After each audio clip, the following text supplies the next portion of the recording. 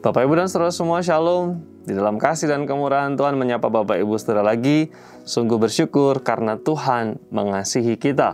Dan Tuhan mengizinkan kita di hari yang baru dengan berkat dan kemurahan yang baru.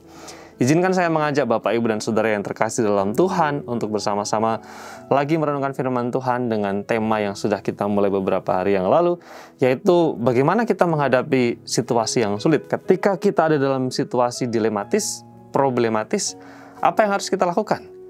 Yang pertama, kita sudah belajar dari Petrus dan juga Yohanes untuk memilih mengutamakan kehendak Allah.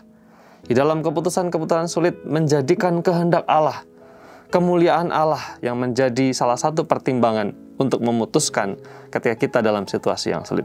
Yang kedua, prinsip itu kita pelajari dari ayat yang ke-23 dan 24 dari Kisah Para Rasul pasal yang keempat. Demikian firman Tuhan untuk kita semua. Sesudah dilepaskan, pergilah Petrus dan Yohanes kepada teman-teman mereka.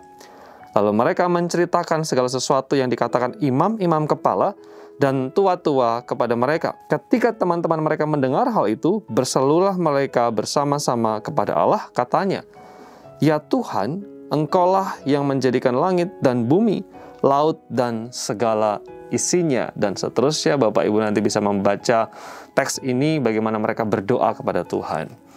Sekali lagi, cerita ini merupakan sambungan dari ketika Petrus dan Yohanes diperhadapkan ke sidang Mahkamah Agama. Izinkan saya mengingatkan kita semua bahwa ini adalah lembaga peradilan tertinggi pada waktu itu. Yang dihadapi adalah pemimpin-pemimpin agama, tetapi juga pemimpin-pemimpin yang punya kekuatan hukum. Mereka adalah imam-imam kepala dan juga tua-tua Yahudi. Mereka adalah orang-orang yang memiliki otoritas dan kuasa untuk memutuskan, menimbang apakah sesuatu perkara itu benar atau salah. Dan seperti yang disampaikan oleh Petrus dan juga Yohanes, mereka menceritakan kepada orang-orang percaya pada waktu itu bahwa mereka mendapatkan tekanan, mereka mendapatkan ancaman, bahkan warning, jangan sekali lagi mengajar dalam nama Yesus. Dan itu di-sharingkan kepada orang percaya yang lain.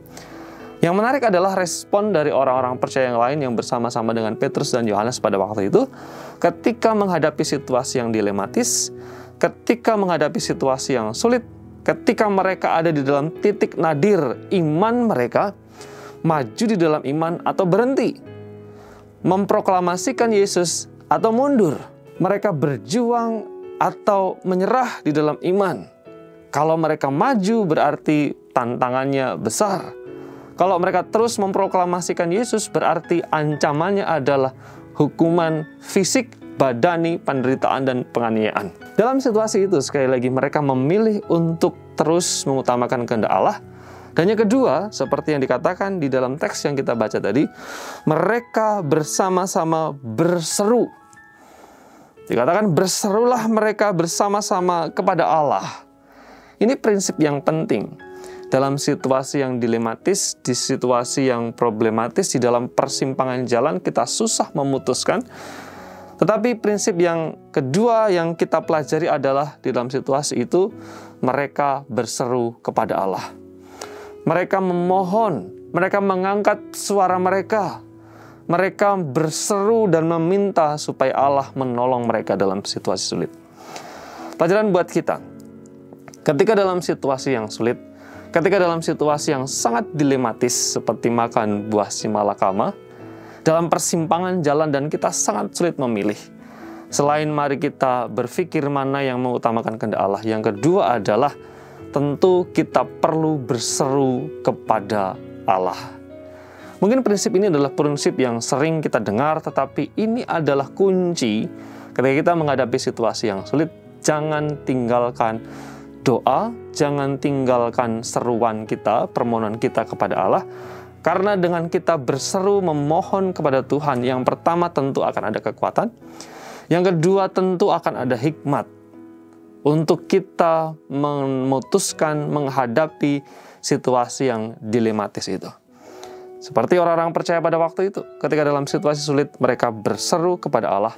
Marilah kita juga, jika ketika kita menghadapi situasi yang sulit, kita juga berseru kepada Allah, memohon, mengharap kemurahan-Nya. Kita berdoa jemaat yang terkasih. Terima kasih untuk sabda dan kebenaran firman Tuhan yang terus-menerus menguatkan kami. Firman-Mu indah, kebenaran-Mu sungguh menakjubkan. Terima kasih karena hikmat yang Tuhan paparkan kepada kami dari waktu ke waktu, termasuk untuk hari ini. Biarlah ketika kami menghadapi situasi yang tidak mudah, situasi yang sulit, kami berseru memohon belas kasihan Allah.